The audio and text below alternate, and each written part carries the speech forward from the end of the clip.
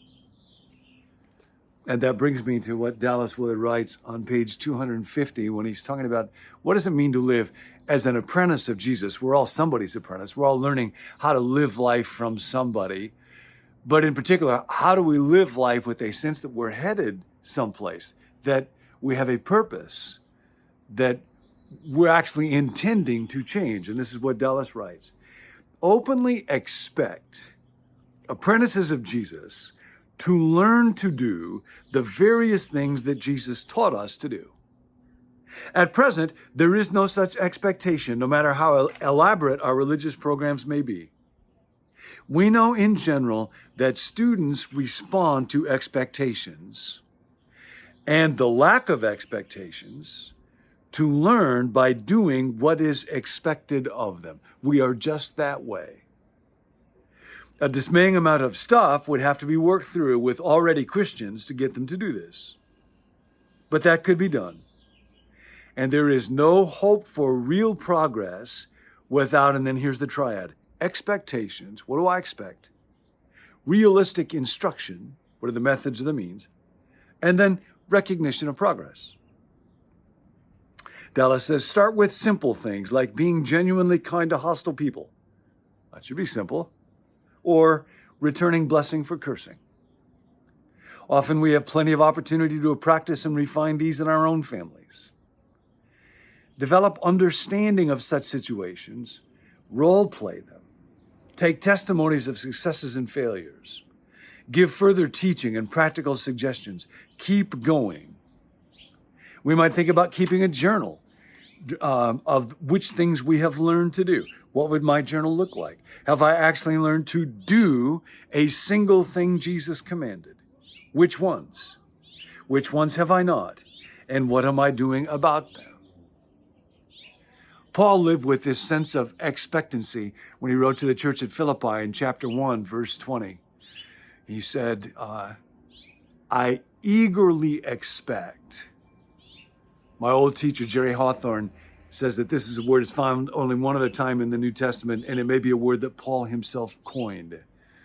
And the picture behind it is of someone who is racing forward with their head straining, their eyes focused to see what is coming next, their heart pounding. I eagerly expect and hope that I will in no way be ashamed, but will be given sufficient courage so that whether in life or in death, Christ will be magnified in my life, in my body. Paul is not living with the expectancy that his suffering is going to go away. I find that very interesting and challenging and heartening. He's in change at that time. He may be dying. Might happen through my death, he says. He's expecting something deeper than an improvement in his circumstances. And that is the renovation of his heart. He expects this. He looks forward to it. I have been inspired about this just this last week. I went down to Atlanta. My friend Chuck is retiring, has retired now after many decades in medical practice as a doctor.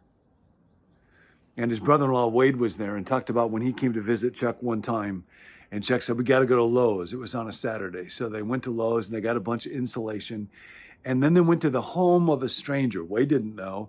This was a patient of Chuck's who was low income, health issues, had 2 children, lived in a home that was not insulated.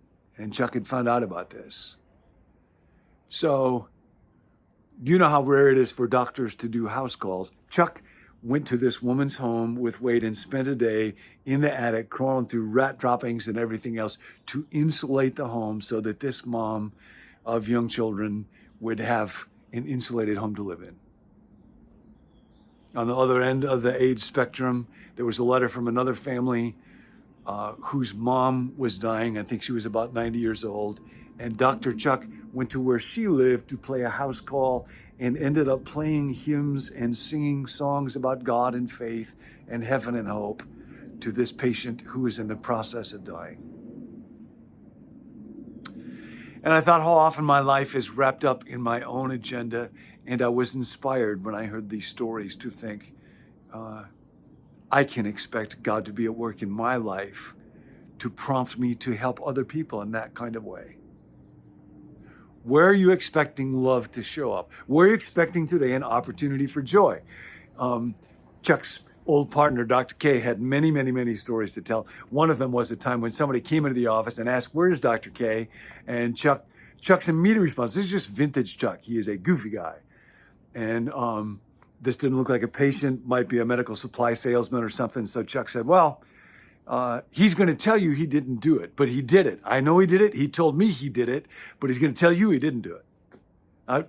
Chuck was just being absurd. What he didn't know is this was not a supply salesman. This was literally a deputy sheriff. And there had been an event in a parking lot not far away where there had been a bump and Dr. K's license number had been given to the sheriff's office. So the deputy sheriff was there to investigate him, to question him. And the first thing he hears is Chuck said, he did it. He's going to tell you he didn't do it. Chuck didn't say what he did. So this is somebody who just brings life and healing and help to people. I thought, man, how often do I go through my days with blinders on? I would love to do that. And then what gets in the way of my living expectantly? When I flew home from Atlanta, when I was checking in at the airport, I saw there was a flight that went back to San Jose, which is real near where I live, which is near where I had to have lunch on that day. And it was leaving at 9 o'clock in the morning. I thought, man, I should have checked that out because that would have been really convenient instead of flying back to San Francisco. And then I looked at my ticket and I realized I had made reservations to fly back into San Jose. And that was kind of genius. I had actually planned on leaving from San Francisco, but then flying back into San Jose, except I forgot about that months later when the flight took place. So I drove my car and left my car in San Francisco. And now I was flying back and I had to go to San Jose and get in a stupid Uber and have that driven all the way to San Francisco and get my stupid car out of the stupid parking lot and then drive it through a traffic jam all the way back down to San. And it took so little for me to lose a sense of expectancy. And I have to remember, God is with me right now. And I got to live in these moments anyhow. I could live them with joy in a car and seek to talk people or redeem the time in some way that would bring a little life to somebody else. Or I could be miserable and frustrated with my own stupidity. I'm going to live either way. Why would I not live with a sense of expectation that Jesus is with me and he wants to do something with these moments? So that's the challenge. That's the invitation to today. I eagerly expect and hope that I will not be put to shame, that God is doing something to me. Expect to be different. Expect God to show up in your life. Expect opportunities to serve or at least bring a little joy to somebody. Expect it. And I'll see you next time. Guard your heart.